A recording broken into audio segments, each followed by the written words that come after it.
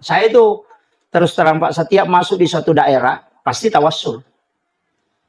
Karena ulama kita itu kan sebenarnya tidak mati di sisi Allah. Cuma kita yang bilang mati. Allah Al-Quran bilang sesungguhnya para wali-wali Allah itu kan tidak mati di sisi Allah. Balahya, mereka itu hidup. Bahkan bisa memberi rezeki. Makanya guru tak bisa membangun masjidnya. Padahal sudah meninggal. Beli semen. Kenapa? Karena Al-Quran yang menyebutkan. Makanya orang meninggal itu kita cuma mengatakan tutup usia. Pindah ruhnya. Makanya orang hidup, ruhnya diatur oleh jasadnya. Orang meninggal itu jasadnya yang mengatur ruhnya. Terbalik. Kalau orang hidup, dia yang ngatur ruhnya. Makanya ruh nanti itu bertengkar sama jasadnya. Bilang, kau yang kasih masuk di tempat begini.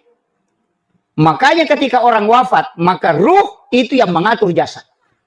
Makanya ada orang bisa bersilaturahmi dengan para wali. Ada.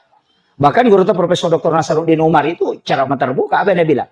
Bukan ulama kalau belum ada gurunya orang meninggal. Kalau belum bisa mengambil ilmunya para wali itu bukan orang ulama, itu masih ustaz. Itu makanya ketika Imam Syafi'i menulis beberapa kitab, dia menulis hanya nama mursyidi guruku, tapi dia tidak sebut namanya. Ketika ditanya oleh muridnya, kenapa kau tidak menyebut nama gurumu di sini? Menulis namanya dengan lengkap. Apa yang dia bilang? Saya menghindari fitnah. Karena orang itu meninggal ratusan tahun sebelum aku lahir.